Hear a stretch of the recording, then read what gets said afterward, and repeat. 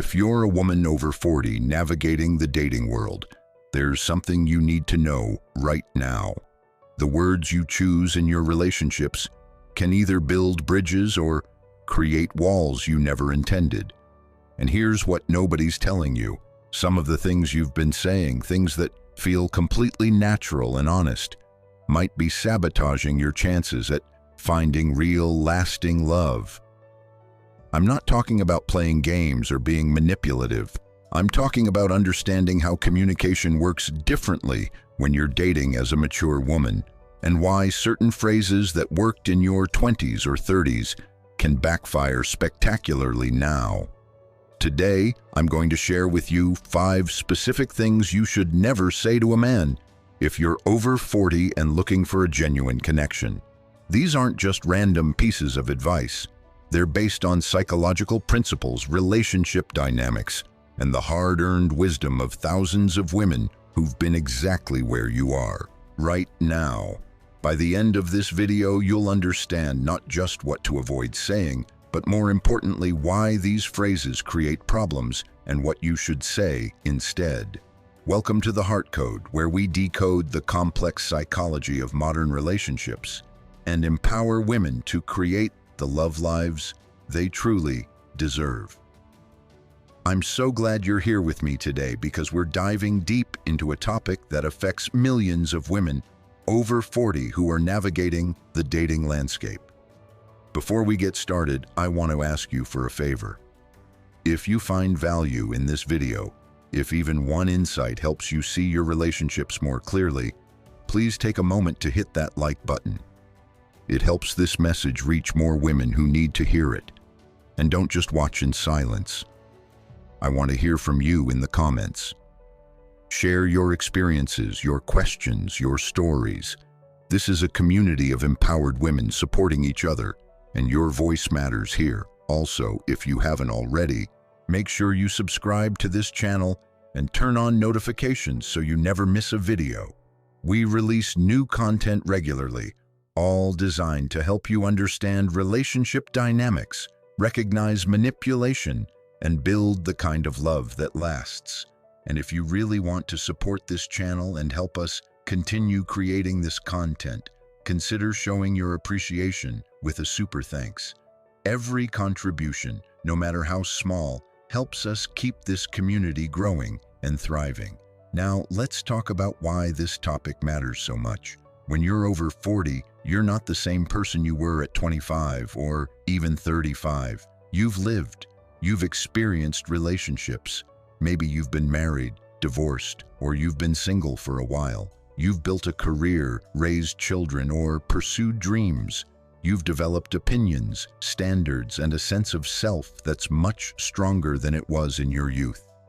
All of this is beautiful, it's powerful, it's exactly as it should be, but here's the challenge. The dating landscape has changed. You've changed. And the men you're dating now are different from the ones you dated when you were younger. The rules of engagement aren't the same. And what used to work in your communication style might now be sending signals you never intended. I see so many incredible women over 40 who are smart, accomplished, beautiful, and emotionally available, yet they struggle to find the right partner. And when we dig deeper into their dating experiences, we often find that certain communication patterns are creating barriers they don't even realize exist. These aren't character flaws.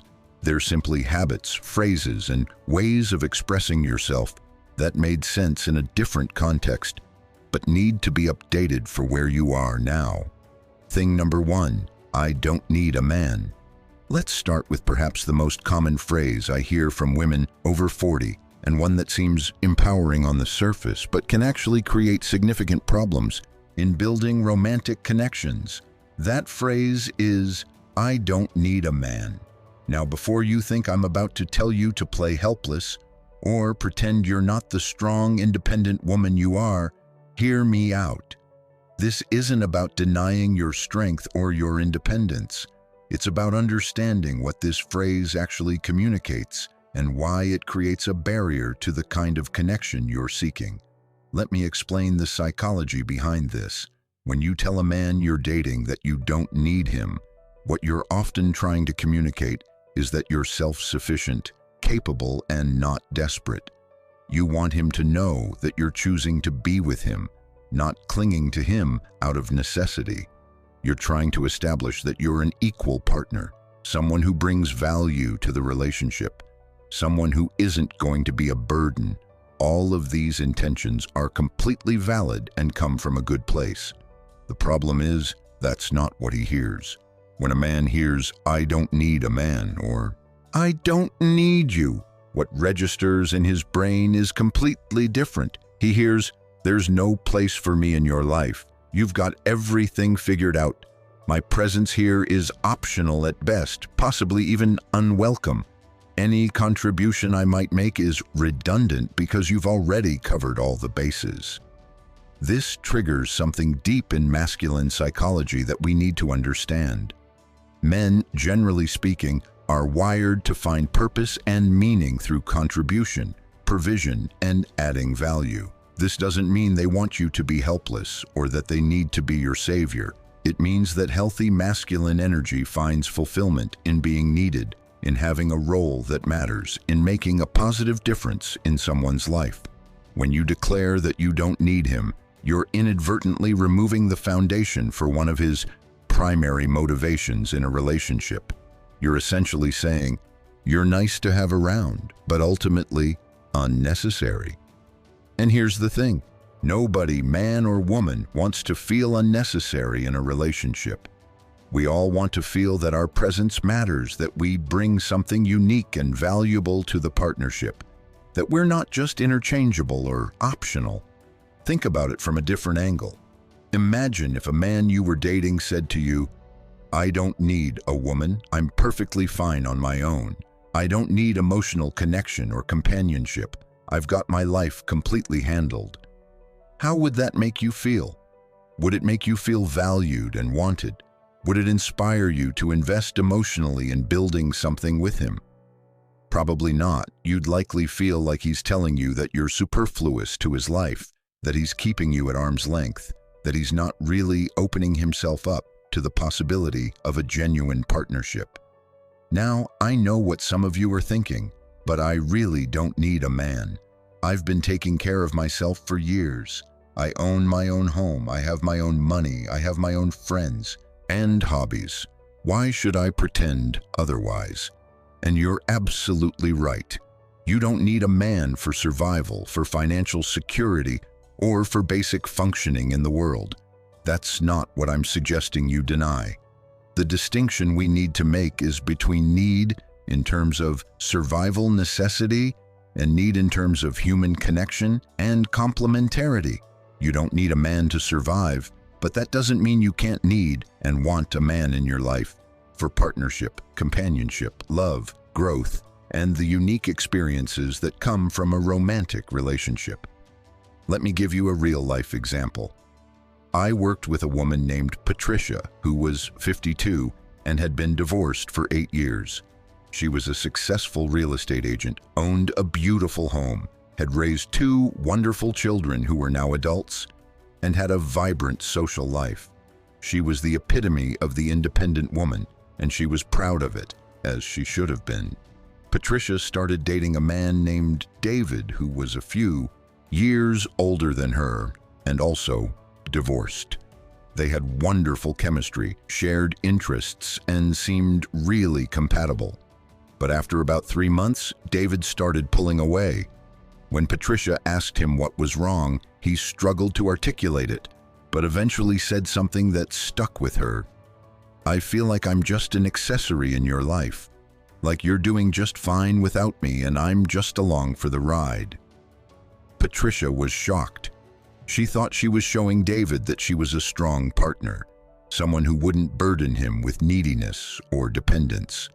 But what David experienced was emotional distance and a sense that he didn't really matter to her life in any meaningful way. In our conversations, Patricia shared that she frequently told David things like, "Don't worry about helping me with that. I can handle it myself. And I've been doing this on my own for years. I don't need anyone to take care of me. And yes, the direct statement, I don't need a man to be happy. She thought she was being reassuring and establishing healthy boundaries, but David heard it as, you're not really necessary here. Here's the reframe that changed everything for Patricia. Instead of focusing on what you don't need, focus on what you appreciate and value. Instead of saying, I don't need a man, try expressing something like, I love building a life with someone who adds something special to it. Instead of saying, I can handle everything myself, try, I'm capable and independent, and I also really value having a partner to share life with. This isn't about playing weak. It's about opening the door to genuine partnership. It's about acknowledging that while you can function independently, you choose connection, you choose partnership, you choose to build something together that's richer and more fulfilling than either of you could create alone. Think about the difference between these two statements, I don't need you versus I want you in my life. Both can be true simultaneously, but they create completely different emotional experiences. The first one pushes away, the second one invites in. Another layer to this is understanding that when you're over 40, the men you're dating are also older and more experienced. They've likely been through relationships, possibly marriages, maybe divorces. They've learned that relationships require mutual investment, mutual need, mutual vulnerability. If you're presenting yourself as someone who doesn't need anything from anyone, you're signaling that you're not available for that kind of deep, mutual relationship. There's also a defensive quality to the I don't need a man statement that's worth examining. Often this phrase comes from a place of past hurt. Maybe you were in a relationship where you felt too dependent, where that dependence was used against you, where you lost yourself. Maybe you went through a painful divorce where your independence was stripped away. So now you've rebuilt yourself and you're fiercely protective of your autonomy. The I don't need a man declaration is your armor, your way of ensuring you never feel that vulnerable again. I understand this, I really do. But here's what I want you to consider. That armor that protects you from getting hurt also prevents you from getting close. It keeps people at a distance. It signals that you're not available for the kind of deep emotional connection that real love requires. The goal isn't to make yourself dependent again. It's to find a middle ground where you maintain your independence and strength, while also being open to interdependence. Interdependence is the healthy relationship model, where two whole, complete individuals choose to intertwine their lives, because together they create something more beautiful, more fulfilling, more joyful than either could alone. So what should you say instead? Here are some reframes. Instead of I don't need a man, try I love sharing my life with someone special. Instead of I can do everything myself, try I'm really capable and I also appreciate having a partner to do life with. Instead of I've been fine on my own, try I've built a great life for myself and I'm excited to share it with the right person. Notice how these reframes maintain your strength and independence while also opening the door to connection. They're not needy or desperate. They're not saying you can't function without a man. They're simply expressing that you value partnership, that you see the beauty in sharing life with someone, that you're open to the gifts that come from genuine connection. Let me share another psychological principle at play here. In attachment theory, there's a concept called the dependency paradox. It says that the more securely attached we are to our partner, the more confident and independent we can actually be in the world. In other words, knowing you have a secure base, someone you can depend on, actually frees you up to be more autonomous and take more risks. When you deny all need, you're actually operating from an avoidant attachment style, which prevents the kind of secure attachment that allows for true independence within interdependence.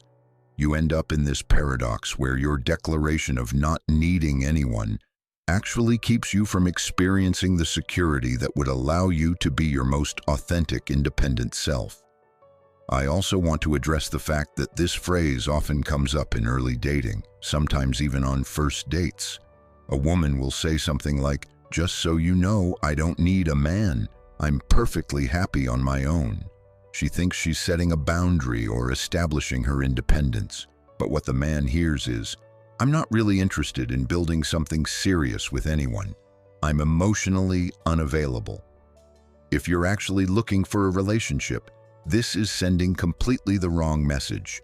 It's like putting up a closed sign on your heart while simultaneously wondering why no one's coming in.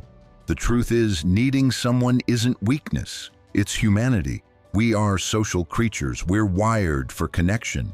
Research shows again and again that people in healthy, loving relationships live longer, are happier, are more resilient to stress, and enjoy better overall health.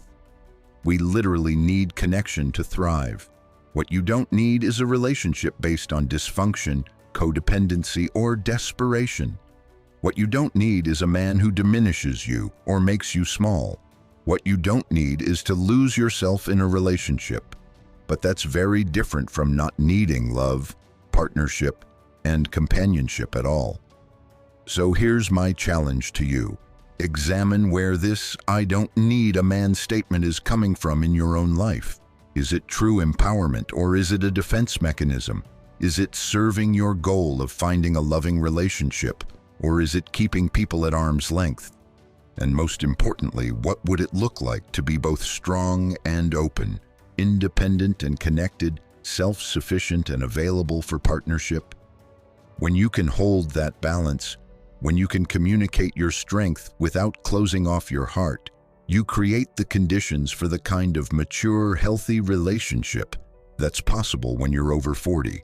A relationship between two whole people who don't need each other to survive, but who choose each other to thrive. Thing number 2, all men are the same, or men are trash. The second thing you should never say to a man if you're over 40 is any variation of "all men are the same." Men are trash.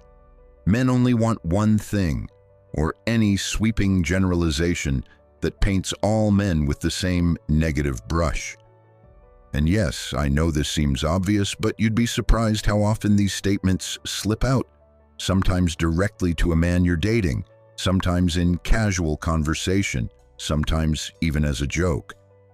Let me start with why this is so problematic, and it goes deeper than just the obvious rudeness of the statement. When you make sweeping negative generalizations about men, you're doing several damaging things simultaneously, and they all work against your goal of finding a healthy relationship. First, you're literally telling the man sitting in front of you that you've already prejudged him. You're saying that before he's even had a chance to show you who he is as an individual, you've already categorized him based on his gender. You've already decided that he's probably going to disappoint you, probably going to hurt you, probably going to be just like all the others. How is he supposed to respond to that? How is he supposed to feel motivated to show you his best self when you've already convicted him in advance? Think about how you would feel if a man said to you on a date, "All women are crazy," or "Women are just gold diggers," or "Women are all too emotional and irrational." You'd be offended, and rightfully so. You'd recognize immediately that this man has unresolved issues with women, that he's carrying baggage from past relationships, and that he's not approaching you as an individual but as a representative of an entire gender he has problems with. It would be a massive red flag, and you'd probably end the date right there. Well, it works exactly the same way in reverse. When you make these generalizations about men, you're waving a giant red flag that says, "I have unresolved anger and bitterness toward men. I haven't healed from my past relationships. I'm approaching dating with cynicism and negativity rather than openness and hope." Let me share a story about a client named Monica. She was 47, had been divorced for 5 years from a husband who had been unfaithful. and she was trying to get back into dating. Monica was smart, funny, attractive, and had a lot to offer, but she couldn't seem to get past a third or fourth date with any man. When we talked about her dates, a pattern emerged. Monica would often make comments like, "Well, you're probably just like all the other guys on these dating apps," or "I'm sure you're just looking for someone younger," or "Men your age usually just want a nurse or a purse." She thought she was being witty or protecting herself with humor, but what she was actually doing was poisoning the well before the relationship even had a chance to grow. One man she really liked, James, actually called her out on it after their third date. He said, "Monica, I really enjoy spending time with you, but I feel like you're constantly waiting for me to mess up. You keep making these comments about men that make me feel like I'm already guilty of crimes I haven't committed. I can't build something with someone who's already decided I'm going to fail." That feedback was a wake-up call for Monica. She realized that her hurt and anger from her divorce had turned into a defensive cynicism that was now sabotaging her chances at finding new love. She was so focused on not being hurt again that she was pushing away anyone who tried to get close. Here's the psychological principle at work. When you approach new relationships with the wounds from old relationships still unhealed, you create a self-fulfilling prophecy. If you believe all men are the same, if you believe men are going to hurt you, you'll unconsciously look for evidence to confirm that belief. You'll interpret neutral actions negatively. You'll be hyper-vigilant for signs of betrayal or disappointment. And eventually, your defensiveness and negativity will push away even good men, which then confirms your original belief that men are no good. This is called confirmation bias, and it's incredibly powerful. Once you've formed a belief, your brain actively looks for information that supports it and dismisses information that contradicts it. So if you believe men are trash, you'll notice every time a man does something disappointing, and you'll dismiss or minimize times when men are kind, generous, or trustworthy. Moreover, when you're over 40, you're dealing with men who are also over 40, and these men have likely had their own relationship experiences, their own hurts, their own disappointments. They're looking for someone who approaches them with openness and fairness, someone who sees them as an individual, someone who's done their healing work and is ready to build something new without dragging all the baggage from the past into the present. When you make these sweeping generalizations, you're signaling that you haven't done that work. You're signaling that you're still stuck in the pain of whatever happened before, and that you're going to make him pay for sins committed by other men. No emotionally healthy man wants to sign up for that. Let's also talk about what these statements reveal about your relationship with men in general. When you say all men are the same or men are trash, you're revealing a fundamental lack of respect for men as a gender. And here's a hard truth. You cannot build a healthy romantic relationship with someone you fundamentally don't respect. Respect is the foundation of all good relationships. It's even more important than love in many ways, because love without respect becomes toxic and dysfunctional. If you don't respect men, if you view them as fundamentally flawed or less than, how can you possibly create an equal partnership with one? How can you trust one? How can you be vulnerable with one? Some women fall into this pattern because they've spent years in circles where male bashing is normalized, where it's socially acceptable or even encouraged to make disparaging comments about men. Maybe it's a group of divorced friends who bond over complaining about their exes. Maybe it's a workplace culture where men are routinely criticized. Maybe it's social media echo chambers where men are trash is a common refrain. But here's what happens. When you marinate in that kind of negativity long enough, it becomes your default lens for viewing men. You stop seeing individual human beings with their own unique personalities, strengths, and weaknesses. You just see men, a monolithic category of beings who are all fundamentally problematic. This is not only unfair to men, it's also limiting and harmful to you. It keeps you stuck in anger and bitterness. It prevents you from being open to connection. It robs you of the possibility of experiencing the joy, partnership, and love that's possible with a good man. Now, I want to acknowledge something important here. I'm not dismissing your experiences. If you've been hurt by men, if you've experienced betrayal, abuse, or disappointment in past relationships, those experiences are real and valid. Your pain is real. Your anger is understandable. I'm not asking you to minimize or deny what you've been through. What I am asking you to do is recognize that healing from those experiences is your responsibility. It's not the responsibility of the next man you date to pay for what previous men did. It's not fair to punish all men for the actions of specific men who hurt you. And it's not effective as a self-protection strategy because it actually prevents you from finding the healthy relationship you deserve. Healing doesn't mean forgetting. It doesn't mean pretending bad things didn't happen. It means processing those experiences, learning from them, and choosing not to let them define your future. It means being able to approach new people with openness and discernment, rather than cynicism and prejudgment. Here's another angle on this. When you make generalizations like all men are the same, you're actually revealing something about your selection process and self-awareness.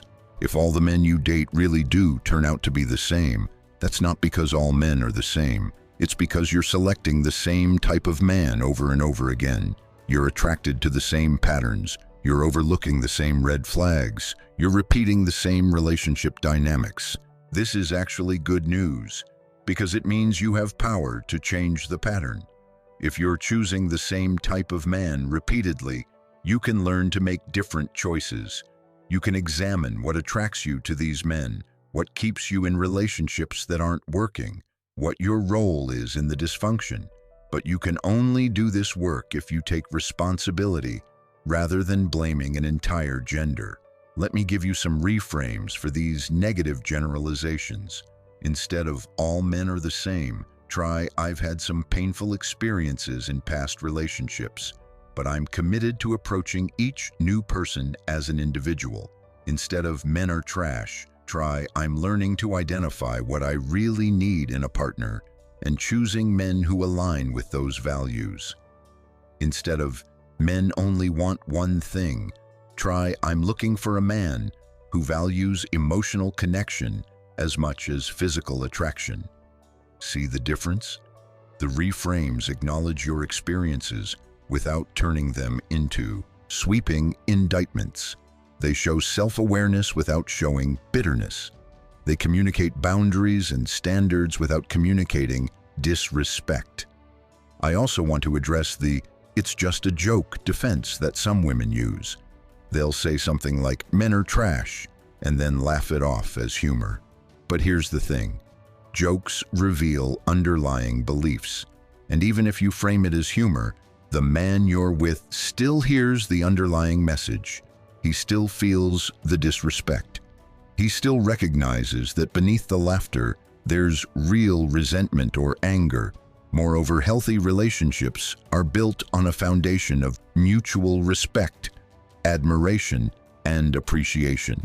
If your default mode is to make jokes at men's expense, you're building a foundation of contempt and mockery instead. And contempt, according to relationship researcher John Gottman, is one of the strongest predictors of relationship failure. Think about the kind of man you actually want to attract.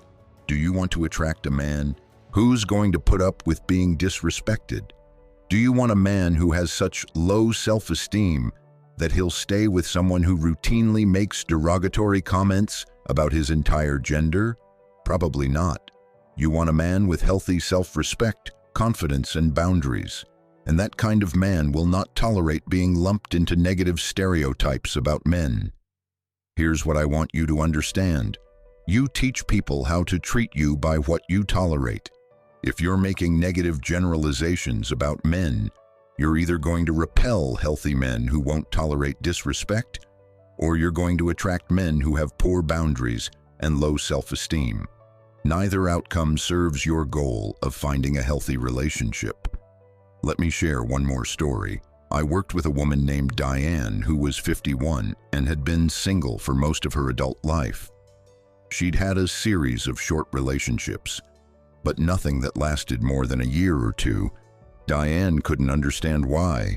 She was successful, attractive, interesting, and wanted a relationship.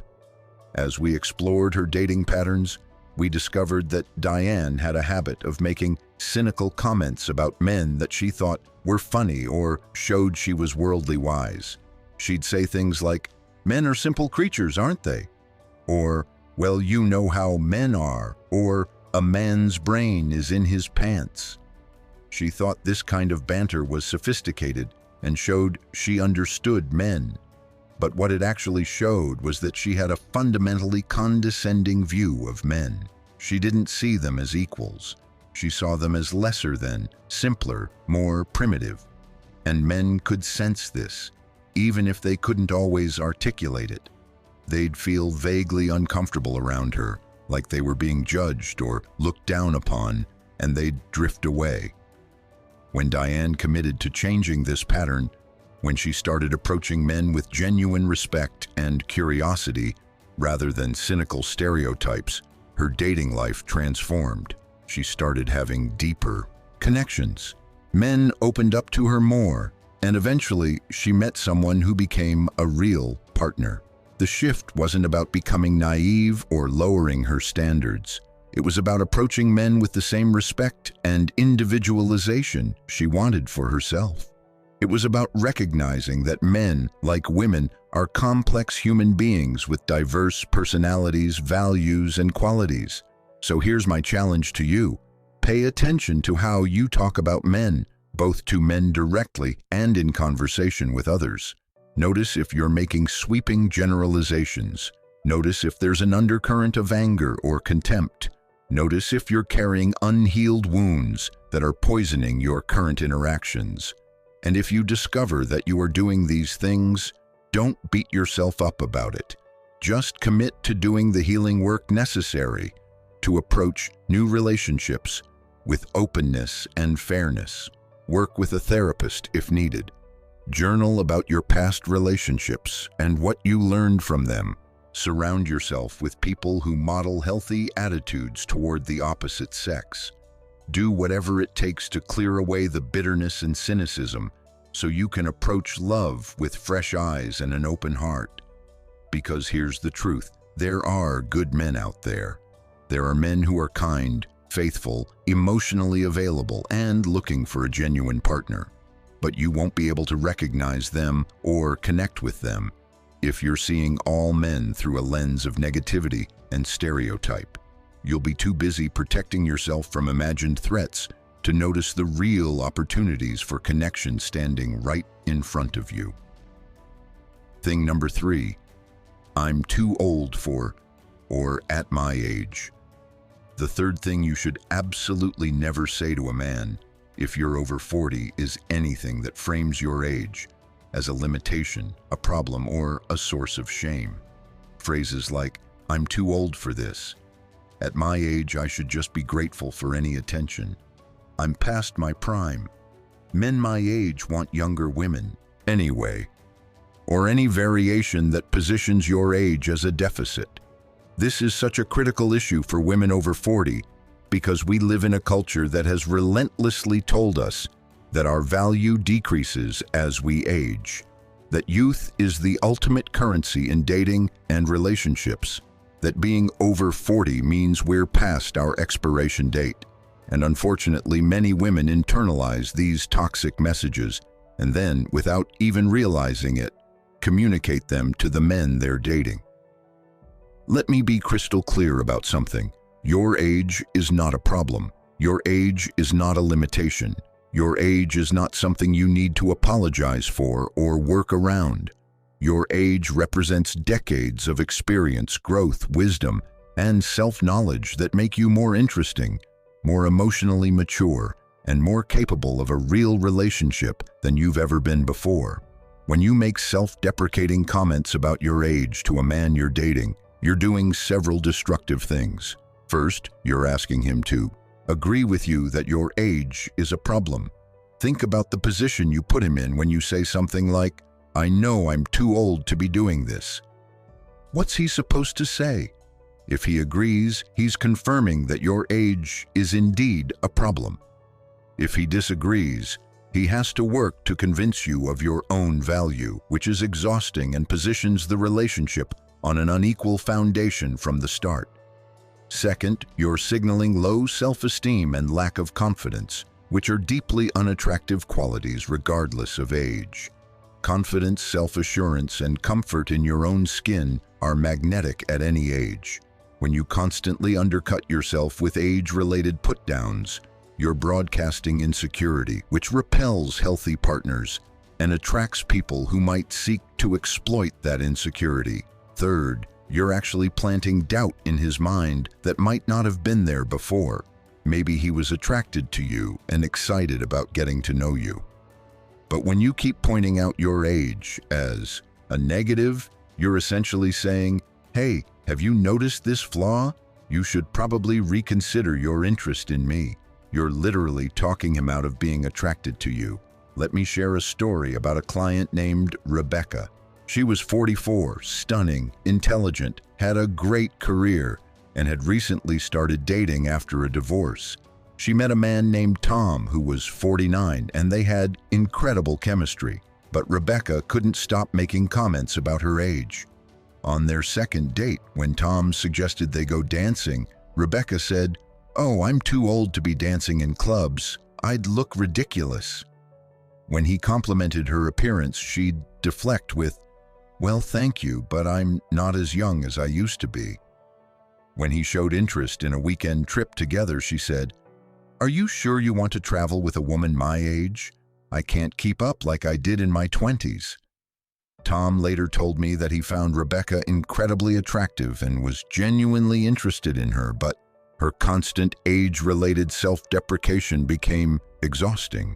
He said it felt like he was constantly having to reassure her and convince her of her own worth, and it made him question whether she was emotionally ready for a relationship. Eventually, he ended things, not because of her age, but because of her attitude about her age.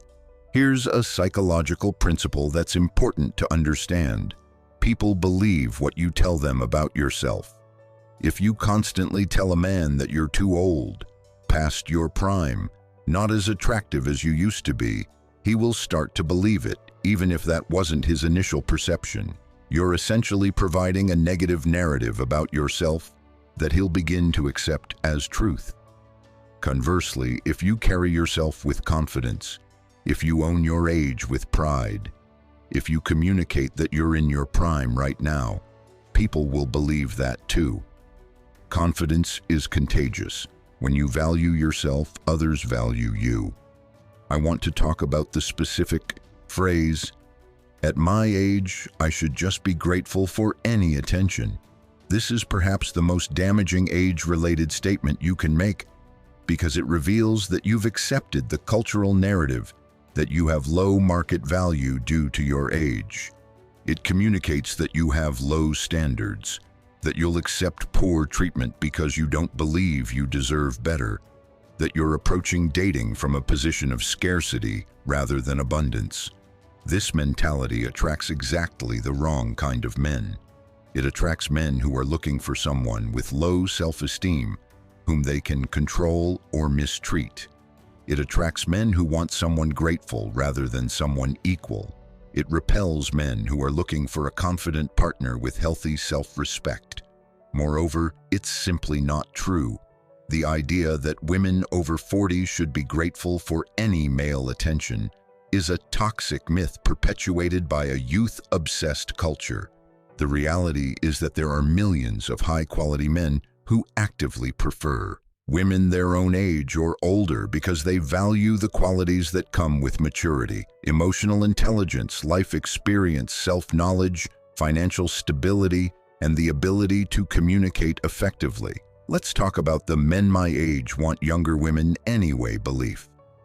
Yes, some men in their 40s and 50s do chase much younger women, but these are often men with their own issues around aging, men who are trying to recapture their youth, men who prefer younger women because they're easier to impress or control, or men who are emotionally immature and can't connect with women their own age who see through their nonsense. These are not the men you want anyway. The men you want, the men capable of healthy, mature relationships, are looking for partners, not trophies. They value the qualities you have to offer as a woman in her 40s or beyond.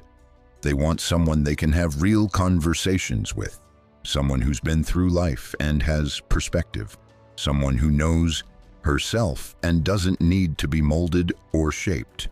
When you make comments assuming men your age don't want you, you're revealing several problematic beliefs: that a woman's value is primarily physical and based on youth, that men are shallow and only care about appearance, and that you don't have much to offer beyond your looks. None of these beliefs are true, and all of them undermine your ability to create a healthy relationship. Here's another angle. When you constantly reference your age negatively, you're making your age a focal point of your identity and your dating profile. You're reducing yourself to a number rather than presenting yourself as a whole, complex, interesting person. You're asking men to see you through the lens of age first, everything else second. But what if you approached it differently? What if you simply owned your age without making it a thing?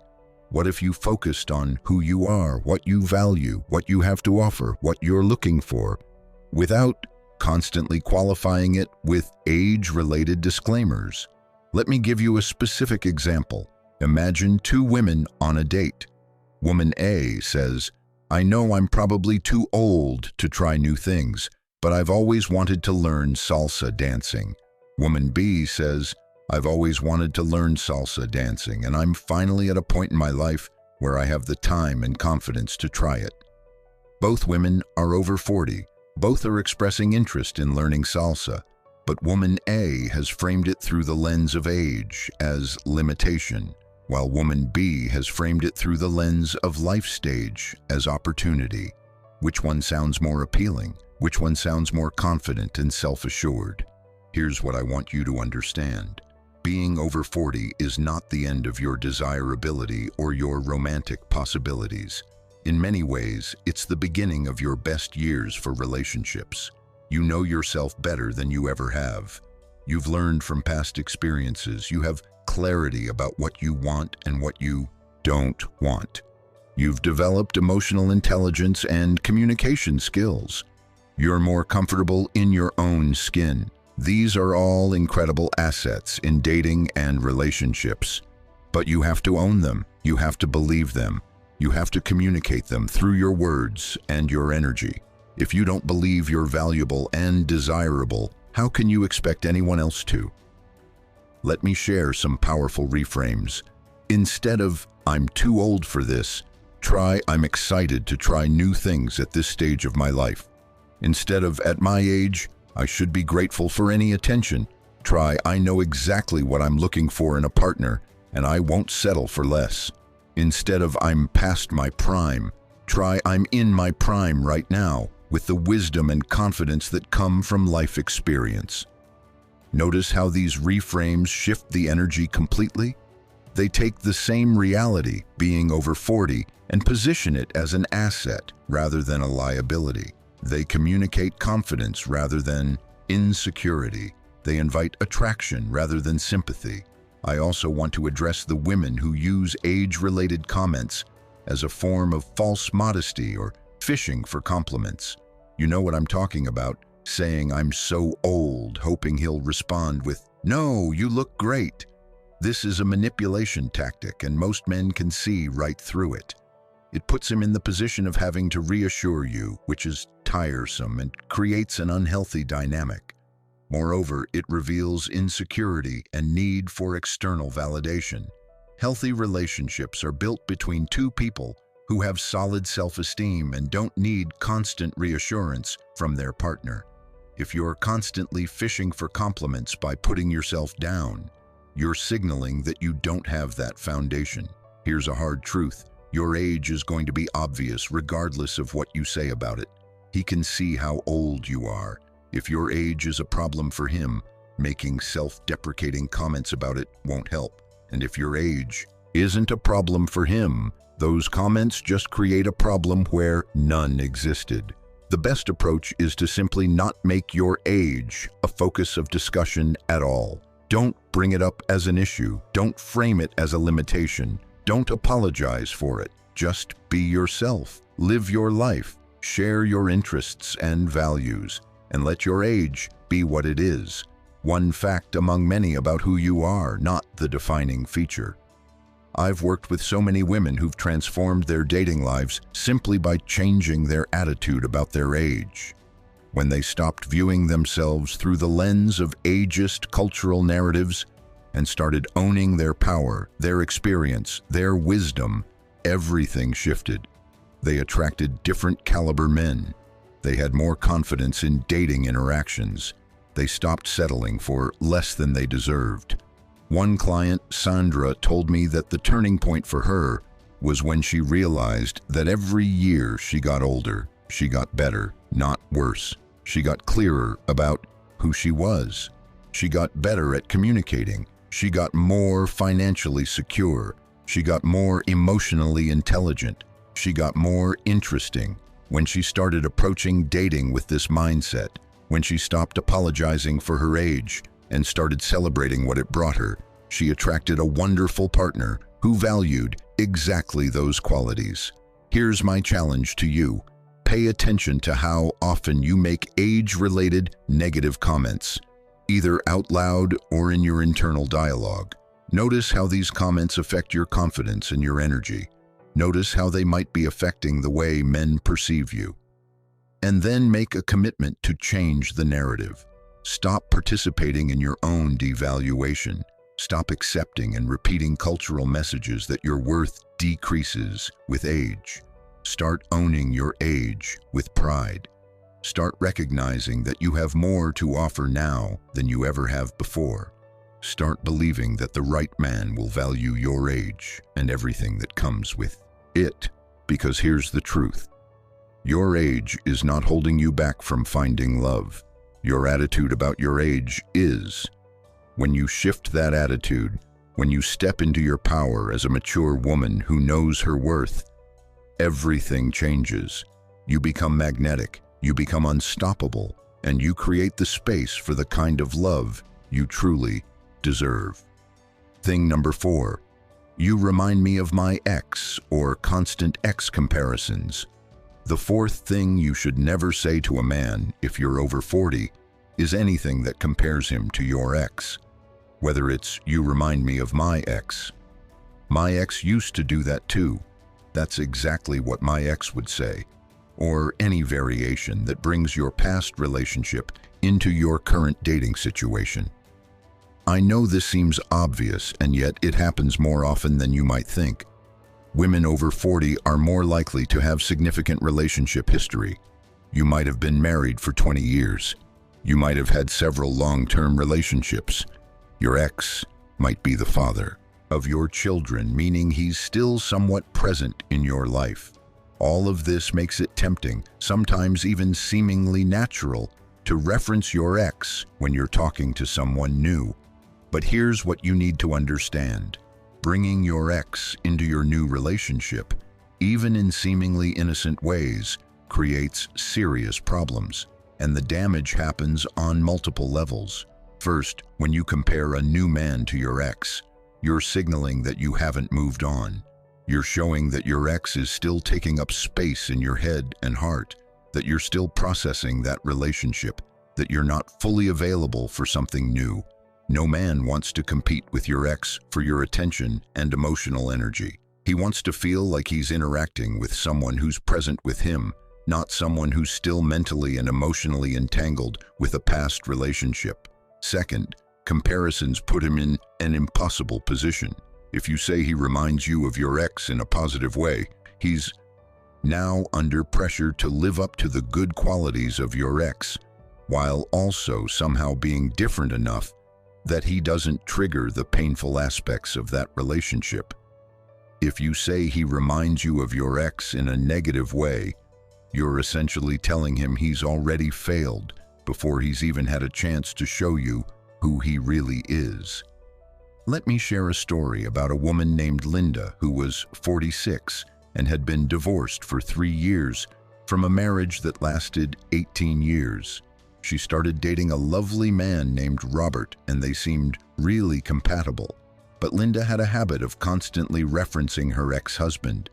She'd say things like, "Oh, my ex-husband loved this restaurant too," or "My ex used to say the exact same thing," or "You're so much better at planning dates than my ex was," or "My ex would never have listened to me like you do."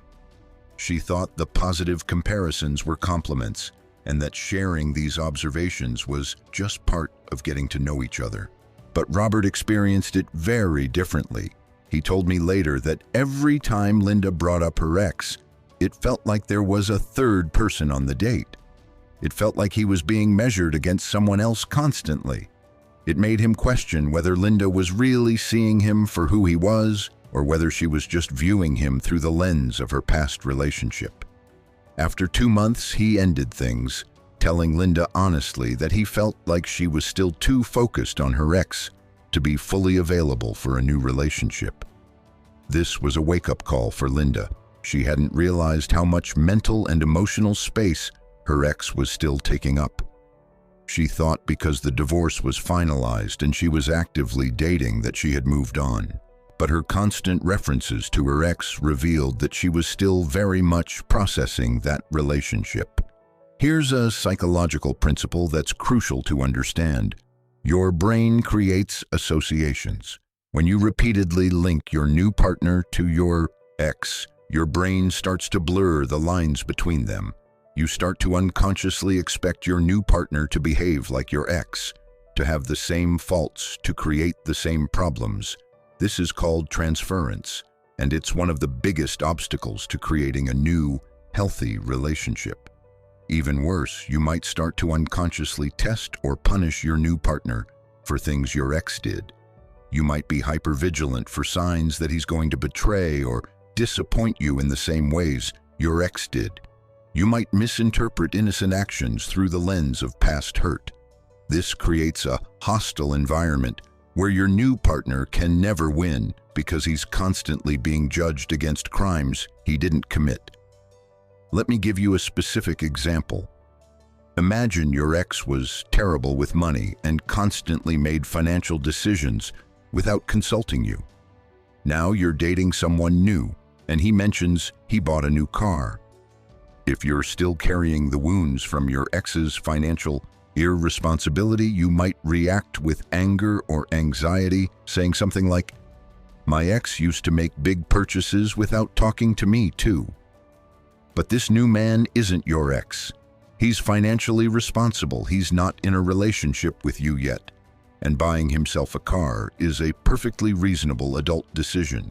Your reaction, colored by past experience, is inappropriate to the current situation. This is what happens when we don't process and release past relationships before entering new ones. We bring all the triggers, all the wounds, all the defensive reactions into the new dynamic, and we sabotage something that might have been beautiful. There's also an issue of respect here. When you constantly bring up your ex, you're showing a lack of respect for your new partner's individuality. You're reducing him to how he compares to someone else, rather than seeing him for who he is in his own right. Every person deserves to be seen and valued as a unique individual, not as a better or worse version of someone you used to date. Now, I want to make an important distinction. I'm not saying you can never mention that you were previously married or that you had a significant relationship.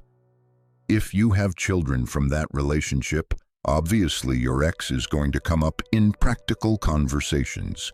If you're asked about your relationship history, of course you're going to share that you were married.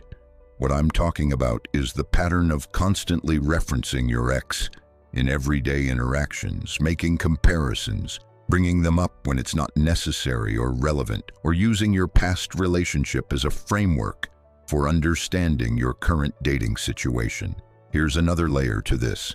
The specific nature of your ex comparisons matters. Some women make negative comparisons, constantly talking about how terrible their ex was, how much they were hurt, how they'll never trust again because of what their ex did. This communicates bitterness, lack of healing, and an inability to take responsibility for your part in the relationship dynamic. It makes you seem like a victim who hasn't done the work to move beyond that identity. Other women make positive comparisons, talking about how wonderful their ex was in certain ways, how they had this amazing connection, how they're looking for someone who can measure up to those specific qualities. This is equally problematic because it communicates that you're still idealizing your ex, that you're holding on to the relationship emotionally, and that your new partner is going to be constantly measured against an impossible standard. Either way, you lose. Either you're the bitter ex-wife who can't move on, or you're the woman still pining for a relationship that's over. Neither of these is attractive or conducive to building something new.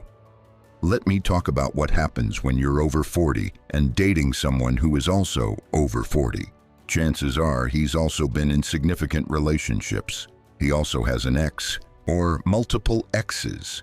If he were constantly bringing up his ex, comparing you to her, or making you feel like you're in competition with a ghost from his past, how would that make you feel?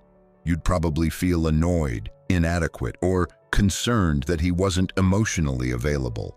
You'd wonder if he was really ready for a new relationship. You'd question whether he could see you for who you are, or whether he was just looking for a replacement for someone else. You'd probably lose interest pretty quickly because nobody wants to play second fiddle to a memory. Well, it works exactly the same way in reverse. When you bring your ex into your dating life, men feel all of those same things. They feel like they're competing with someone who isn't even there. They question your readiness for a relationship. They wonder if you can actually see them or if you're just projecting past experiences onto them. There's also the issue of boundaries. A healthy boundary between your past relationship and your new relationship is essential. Your past relationship needs to be in the past, emotionally and mentally, not just legally or physically. When you keep referencing your ex, you're showing that you haven't established that boundary, that there's still energetic entanglement, that you're not fully closed that chapter. This is especially important if you have children with your ex, and he's still in your life co-parenting. In this situation, you need to be even more careful about how you talk about him and how much space he takes up in your thoughts and conversations. Your new partner needs to know that while your ex is the father of your children and will be in your life in that capacity, he's not your focus, he's not taking up emotional bandwidth, and he's not the lens through which you view all men in relationships. I worked with a client named Jessica, who had 3 children with her ex-husband. They had been divorced for 6 years and had a functional co-parenting relationship. Jessica started dating a man named Paul, who was also divorced with children. Paul was understanding about the fact that Jessica's ex was in the picture, but he started to feel uncomfortable when Jessica constantly brought up her ex in conversations about parenting, finances, lifestyle choices, and more.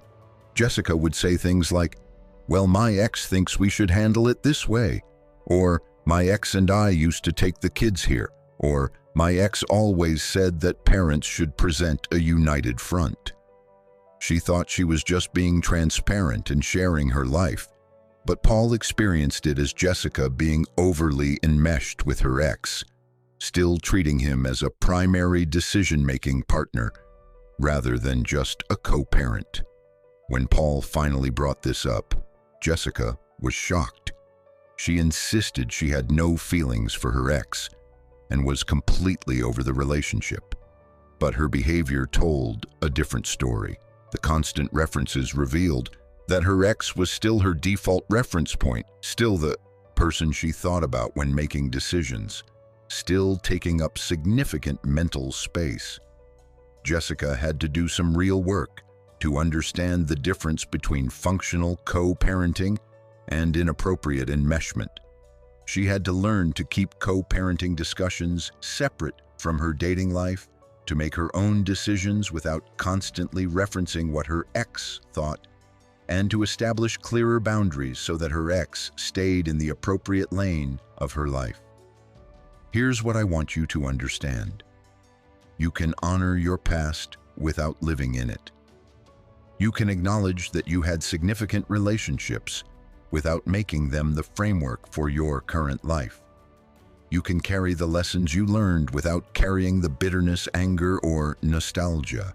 The goal is to integrate your past experiences in a healthy way. This means you've processed what happened, you've learned from it, you've healed from it, and you've released it. You can acknowledge it when relevant without dwelling on it, or using it as a constant reference point. So what should you do instead? How should you handle the reality of your relationship history without constantly comparing or referencing your ex? Here are some guidelines. First, do the healing work before you start seriously dating. This might mean therapy, coaching, journaling, time alone to process, or whatever modality works for you. The point is to work through the emotions, understand the patterns, take responsibility for your part, and release the charge around the relationship before you bring someone new into your life. Second, if your ex comes up naturally in conversation, handle it briefly and matter-of-factly. For example, if someone asks if you've been married, you can say, "Yes, I was married for 15 years, and we divorced 5 years ago. I have 2 children from that marriage." Then redirect the conversation to the present. Don't launch into the story of your marriage and divorce. Don't share all the ways he hurt you or disappointed you. Keep it simple and move on. Third, pay attention to your internal dialogue. Notice how often you think about your ex. Notice if you're constantly measuring new men against him.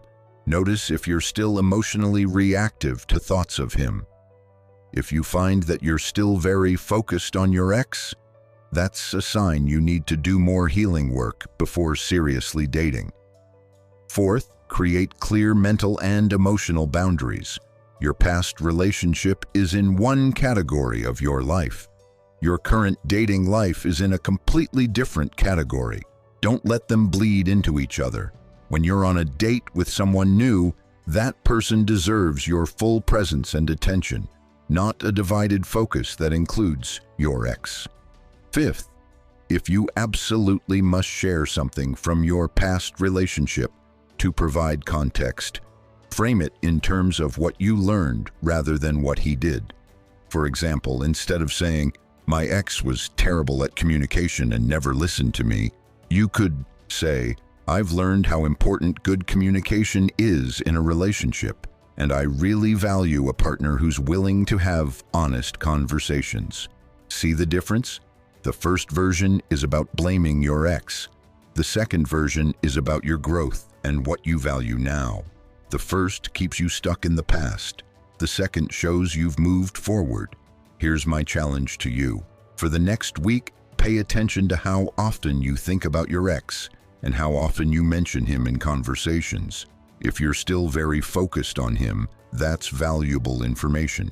It means you have more healing work to do before you can be fully available for a new relationship. And that's okay. It's better to do the work and wait to date seriously until you're ready than to jump into dating while still carrying all that baggage. You'll save yourself and potential partners a lot of pain and frustration. Remember, the man you're dating deserves a partner who can see him for who he is, who's present with him, who's not using him to work through past relationship issues. And you deserve to experience a fresh start, a new connection that's not overshadowed by past hurt. You can only create that by releasing your ex from your mental and emotional space and making room for someone new. Thing number 5, I'm not like other women, or I don't have female friends. The fifth and final thing you should never say to a man, if you're over 40, is any variation of, "I'm not like other women, I'm low maintenance. I don't do drama like other women. I don't have female friends because I don't get along with women." Or any statement that positions you as the exception to negative stereotypes about women, or that demonstrates contempt for other women. This is such an important point, and it's one that many women don't even realize is problematic. They think they're showing a man that they're easy to be with, that they're different from difficult women he might have dated before, that they're the cool girl who doesn't have typical female hang-ups. But what they're actually revealing is something much more troubling. Let me break down why these statements are so damaging. First, when you say, "I'm not like other women," you're accepting and reinforcing negative stereotypes about women. You're essentially agreeing that women in general are dramatic, high maintenance, overly emotional, or otherwise problematic. You're throwing your entire gender under the bus to make yourself look good by comparison.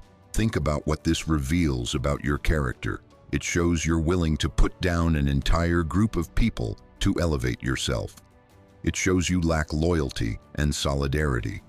It shows you'll engage in negative generalizations when it serves you. If you're willing to disparage all other women to make yourself look good, what does that say about your values and your integrity? Moreover, it shows a lack of critical thinking. The statement, "I'm not like other women," is based on accepting crude stereotypes about what other women are like. It assumes that all women are the same except for you. But that's obviously not true. Women are as diverse as any other group of humans. Some are dramatic, some aren't. Some are high maintenance, some aren't. Some are emotionally volatile, some aren't. By positioning yourself as the exception, you're revealing that you actually believe these stereotypes are generally true, which shows poor judgment. Let me share a story about a client named Karen who was 48 and struggling with dating. Karen prided herself on being not like other women. She would tell men on dates that she was low maintenance, that she didn't care about expensive dinners or gifts, that she wasn't looking for a man to take care of her, that she didn't get along with other women because they were too catty and dramatic. Karen thought this made her attractive and appealing. She thought men would appreciate her for being different, for being easier than other women they'd dated. But the opposite happened. Men were initially intrigued, but then they'd pull away. When one man was honest enough to tell her why, he said, "The way you talk about other women really bothers me. It makes me wonder what you say about people behind their backs. It makes me question your character." This was shocking to Karen. She genuinely thought she was being appealing by distinguishing herself from negative stereotypes.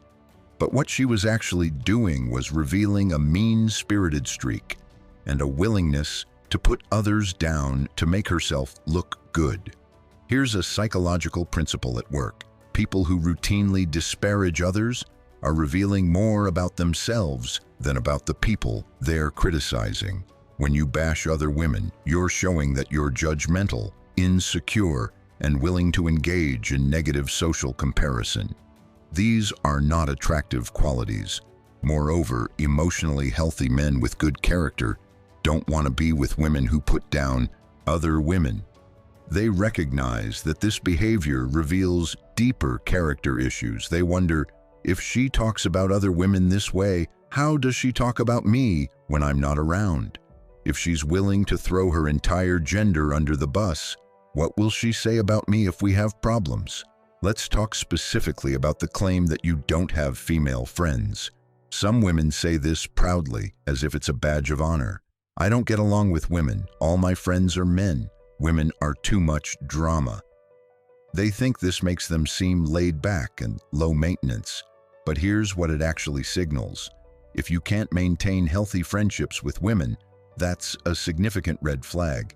It suggests you have problems with female relationships that likely stem from insecurity, competitiveness, jealousy, or an inability to relate to women as equals. None of these are positive qualities. It also suggests you might have internalized misogyny, meaning you've absorbed cultural messages that devalue women, and you've applied those beliefs to yourself and other women. You've come to see women as less than, as objects of contempt or competition, rather than potential allies and friends. Furthermore, healthy people have diverse friendships. They have the emotional intelligence and social skills to navigate different types of relationships. If you can only maintain friendships with men, that suggests limited emotional range and social capability. There's also an element of competition and sexual tension that's often present when women claim all their friends are men.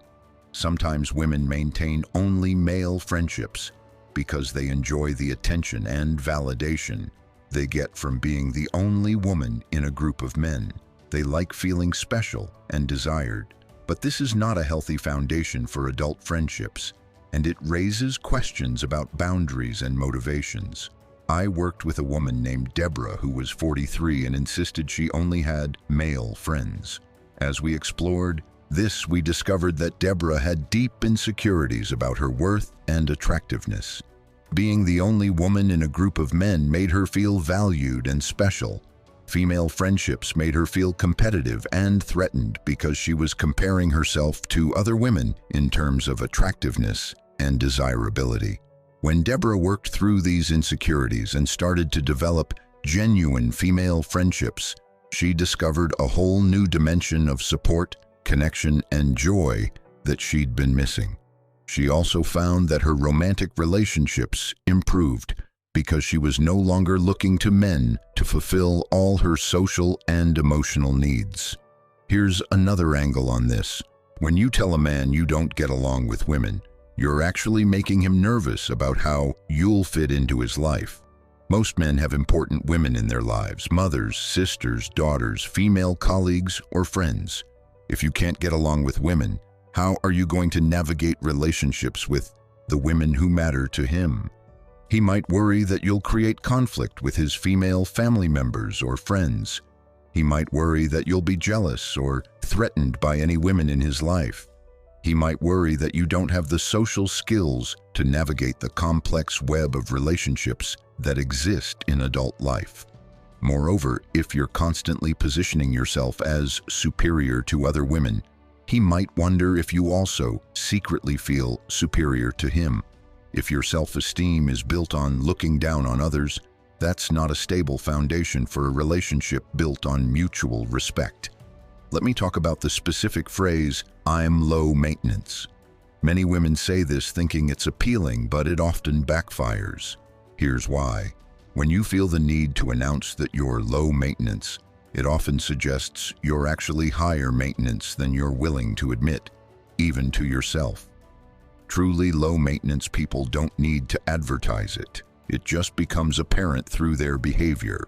Also, low maintenance often translates to, "I won't ask for what I need," or "I'll suppress my needs to be more palatable to you." This isn't healthy. Healthy relationships involve two people who can express their needs and work together to meet them. If you're positioning yourself as someone who doesn't have needs or expectations, you're either lying to yourself and him, or you're setting up a dynamic where your needs don't matter, which will lead to resentment down the line. Furthermore, men don't actually want someone with no needs or preferences. They want a partner who knows what she wants, who can communicate it clearly, and who has enough self-respect to expect to be treated well. A woman who claims to be low maintenance often comes across as lacking in self-worth or as trying too hard to be accommodating. Here's what emotionally healthy men actually want. They want a woman with integrity who treats others with respect, including other women. They want someone with solid friendships and a healthy social life. They want someone who has self-respect without being self-aggrandizing. They want someone who knows what she wants and can communicate it without playing games. None of these qualities require you to put down other women or to position yourself as the exception to your entire gender. In fact, these qualities are enhanced when you have healthy respect for and relationships with other women. Let me give you some reframes. Instead of "I'm not like other women," try "I value authenticity and genuine connection in my relationships." Instead of "I don't do drama like other women," try "I prefer to communicate directly and work through conflicts constructively." Instead of "I don't have female friends," try "I value my friendships with both men and women and enjoy different dynamics with different people." Notice how these reframes communicate the same general idea, that you're not overly dramatic or difficult without putting down other women or positioning yourself as special. They focus on your positive qualities without requiring you to demean others. Here's a hard truth. If you're putting down other women, it's usually because you're insecure. You're trying to make yourself look good by making others look bad. But this strategy always backfires because it reveals the very insecurity you're trying to hide. Confident women lift other women up. They celebrate other women's success. They have genuine friendships with women. They don't need to position themselves as the exception because they're secure enough in their own worth that they don't need to compare themselves to others. And here's what's ironic. When you stop trying to distinguish yourself from other women and start showing genuine respect and solidarity with women, you actually become more attractive. You reveal character, security, and integrity.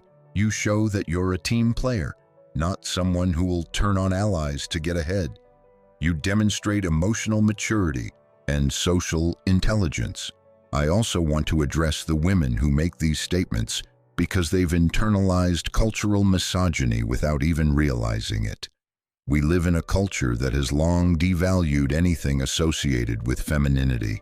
Emotions are seen as weak, caring about appearance is seen as shallow, wanting connection is seen as needy. Many women have absorbed these messages and now distance themselves from anything feminine or associated with women to avoid being devalued themselves. But this is a trap. When you accept and reinforce these sexist ideas, you're not elevating yourself. You're participating in your own oppression and the oppression of all women. You're agreeing that feminine qualities are inferior, which means you're agreeing that you are inferior, even as you try to position yourself as the exception. The path forward is to challenge these ideas entirely, to recognize that emotional intelligence is a strength, not a weakness, that caring about how you present yourself is self-respect, not vanity, that wanting connection is human, not needy, that women are as diverse, complex, and capable as men. When you come to this understanding, you stop needing to distance yourself from other women. You stop needing to be not like other women because you recognize there's nothing wrong with being like other women. Women are amazing. Women are strong. Women are capable. And yes, you are too, but not because you're different from other women, because you are a woman. Here's my challenge to you. Examine your relationships with women. Do you have close female friends? If not, why not? Be honest with yourself. Are you competitive with women? Do you feel threatened by other women? Do you judge women more harshly than you judge men? Do you participate in putting women down, even in subtle ways? If you discover that you have patterns of female contempt or competition, I encourage you to work on this. Develop female friendships. Spend time with women you admire.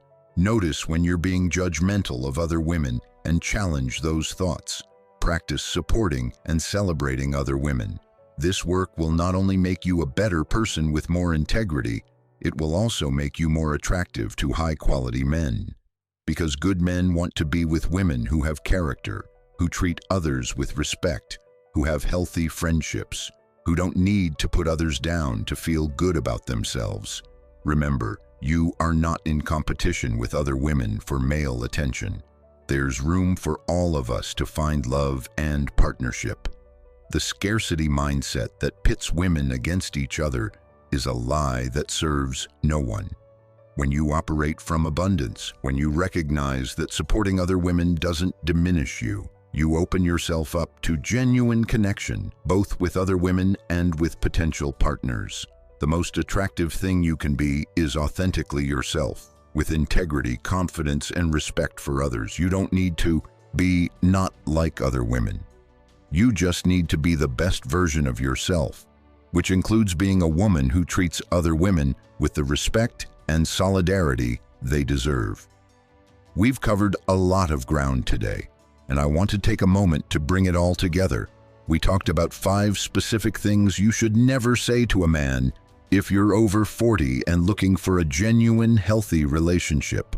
First, we discussed why saying "I don't need a man" creates barriers to connection by denying the human need for partnership and making men feel unnecessary in your life. Remember, there's a crucial difference between independence and interdependence. You can be whole and complete on your own, while still valuing and wanting partnership. Second, we explored why making sweeping negative generalizations like "all men are the same" or "men are trash" reveals unhealed wounds and prevents you from seeing the individual person in front of you. These statements create self-fulfilling prophecies and attract exactly the wrong kind of men while repelling the good ones. Third, we examined why framing your age as a problem through statements like "I'm too old for this" or "at my age I should be grateful for any attention" undermines your confidence and attractiveness. Your age is not a deficit, it's an asset that brings wisdom, experience, and emotional maturity to relationships. Fourth, we delved into why constantly comparing new partners to your ex or bringing your ex into current relationships signals that you haven't moved on and prevents you from being fully present and available for new love. Your past deserves to be honored and learned from, but it shouldn't be the lens through which you view everything new. And fifth, we unpacked why positioning yourself as "not like other women" or claiming you don't have female friends reveals character issues, internalized misogyny, and insecurity that repel emotionally healthy men. Genuine confidence doesn't require putting others down to elevate yourself. Now, I want to address the bigger picture here. All 5 of these statements, despite being very different on the surface, share a common thread. They're all forms of self-protection that actually sabotage connection. They're walls you build around your heart, thinking they'll keep you safe, but they actually just keep you isolated. The "I don't need a man" wall protects you from feeling vulnerable or dependent, but it also prevents intimacy. The "all men are the same" wall protects you from being hurt again, but it also prevents you from recognizing good men when they appear. The age-related self-deprecation protects you from potential rejection by rejecting yourself first, but it also destroys your confidence and attractiveness. The ex-comparisons protect you from fully investing in something new by keeping one foot in the past, but they also prevent you from being present in the moment.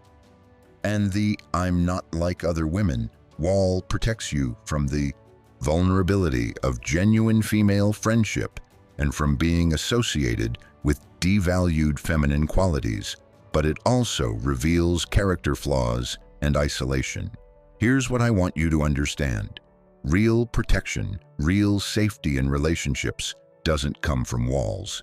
It comes from discernment, boundaries, self-knowledge, and the courage to be vulnerable with the right people. It comes from doing your healing work so you can approach new relationships without all the baggage from old ones. It comes from building genuine self-esteem so you don't need to tear others down or hide your true self. When you're over 40, you have the opportunity to create the most mature, authentic, fulfilling relationships of your life. But only if you're willing to show up authentically, without the defensive posturing, without the walls, without the baggage. Only if you're willing to see each new person as an individual, to be present in the moment, to own your worth without arrogance, to honor your past without living in it, and to support other women instead of competing with them. This doesn't mean being naive or having no boundaries. It doesn't mean accepting poor treatment or ignoring red flags. It doesn't mean making yourself small or suppressing your needs. It means approaching dating and relationships from a place of wholeness, healing, and authentic confidence, rather than from a place of defense, bitterness, or pretense. I know this work isn't easy. I know it requires facing uncomfortable truths about yourself and your patterns.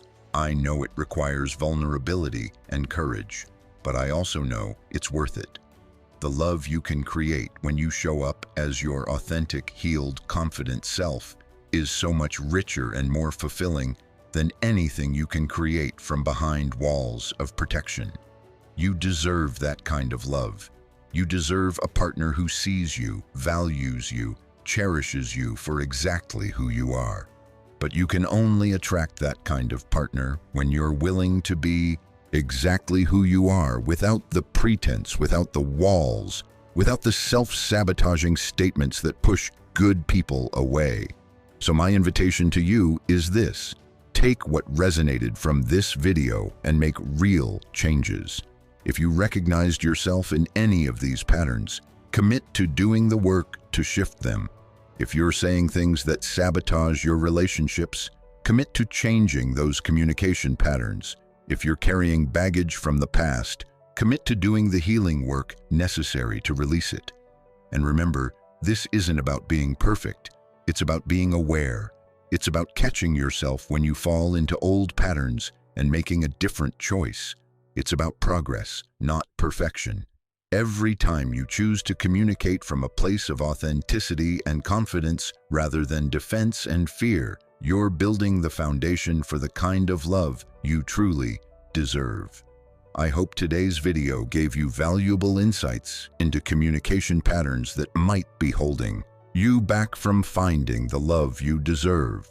If you're a woman over 40 navigating the dating world, understanding these subtle ways we sabotage ourselves is absolutely crucial to creating the kind of mature, healthy relationship that's possible at this stage of life. Now, before you go, I need to ask for your help in spreading this message to more women who need to hear it.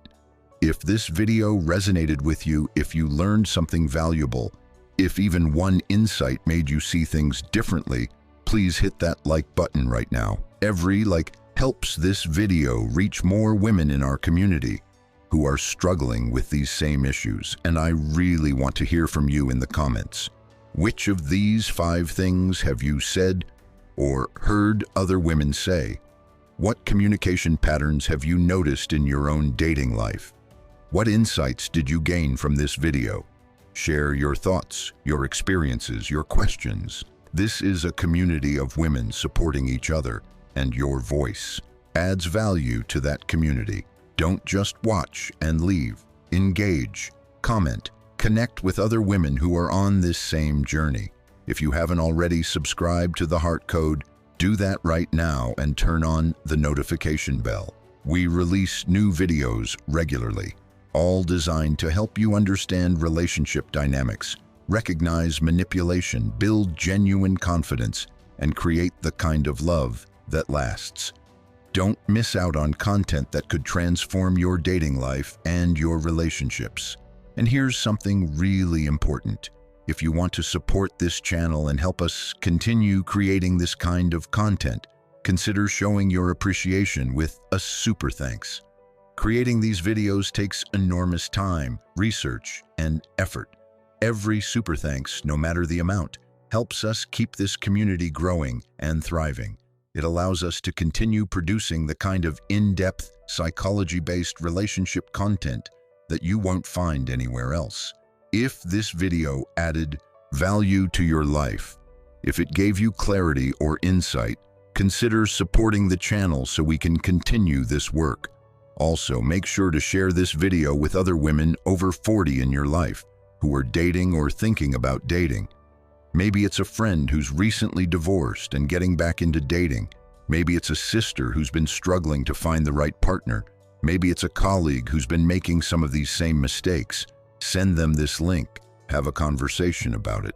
Support each other in breaking these patterns and creating healthier relationships.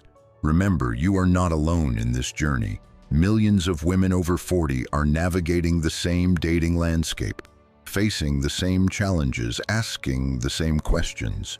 But the women who succeed, who find genuine love and partnership, are the ones who do the work.